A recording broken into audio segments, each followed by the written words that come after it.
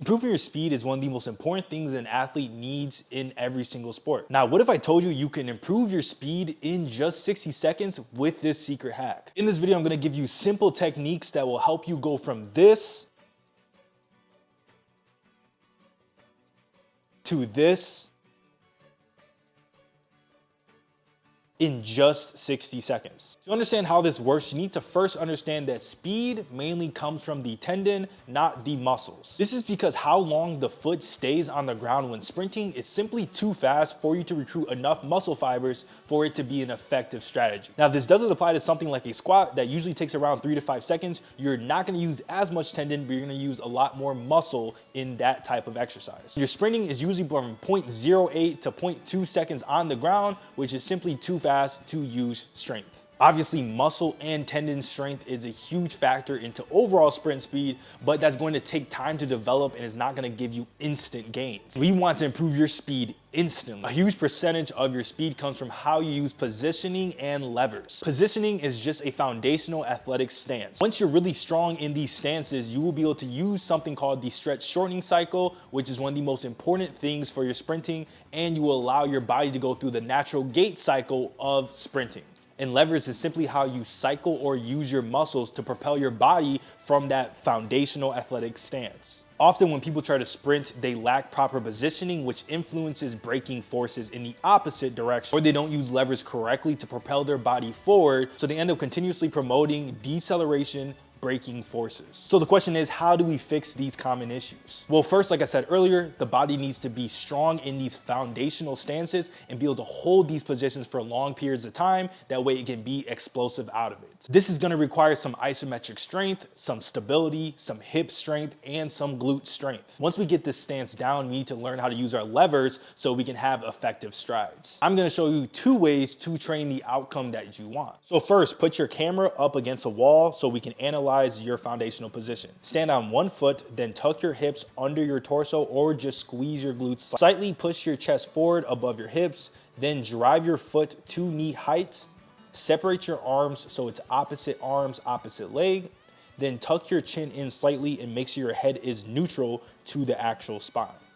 Now hold this position for as long as possible and time it. If you can't get 1 to 1.5 minutes straight, then there's a lot of benefits you can gain from improving the strength of this position. So I suggest you hold this position for 3 to 5 minutes on each leg every single day. Just like NBA coach PJF said, if you cannot hold a position, you cannot be explosive out of it. This position is foundational for producing vertical force. You won't be able to jump high, run faster, or even accelerate out the blocks if you do not have this positional strength. And guess what? No amount of squatting or hip flexor raises are going to improve the strength at the specific movement you need to get strong at. That means the only thing you need to do to get stronger at this position is hold this position for long periods of time. I want you just to check out the Speed Academy. You can hop on the actual program, the full thing. It's all on an app. It's gonna transform your speed in the description, and so will the full program if you just wanna hop on it. Now you understand this position and you're probably figuring out how to hold this position to get strong in it. Let's talk about step 2. We're gonna use your leg in the air as a lever. It's common that people drive their leg up to get more distance. This is actually the opposite of what you want.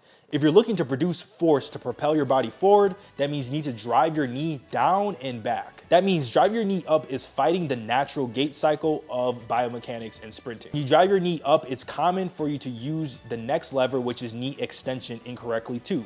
People usually drive their knee up and then extend their knee forward to cover distance. This is going to make you land in front of your center of mass, which will generate negative braking forces. If you want to improve your stride length, you need to improve vertical force, which starts by landing under your center of mass, which will allow you to produce force down and back.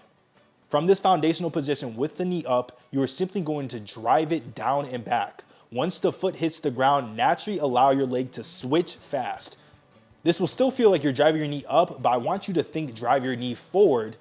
And then eventually, the faster and better you get at switching, the more you will move the knee forward, and the more you'll start to realize that all you're doing is driving your knee forward, then down and back. You never are purposely going up to hit some weird KPI of like 90 degrees knee height that your coach probably told you. Another simple way to look at this is hammering the nail under the ground. A lot of top coaches, like one of the best coaches in the UK, teaches his athletes to use their foot like a hammer and treat the ground like it's a nail, and you're constantly striking it down to bring the nail closer into the ground. Note when you're doing this, the hammer hits the same spot on the nail every single time. That's the center. The center for you is going to be under your hips, directly under your body, or what we actually call the center of your mass. So the two drills to teach you how to use your levers correctly and hammer the nail or get all these cues kind of out your head and learn how to actually apply it on the track is going to be squatted runs and A switches. For the squatted run, all I want you to do is get into a quarter squat or half squat position and then sprint forward without losing that quarter squat position. So you're gonna hold this position and then try to sprint and move forward. Even if you're moving 70 to 80%, you want to get some speed into it. Obviously, you probably won't be able to go to 100%. You probably shouldn't time it to see if you run faster.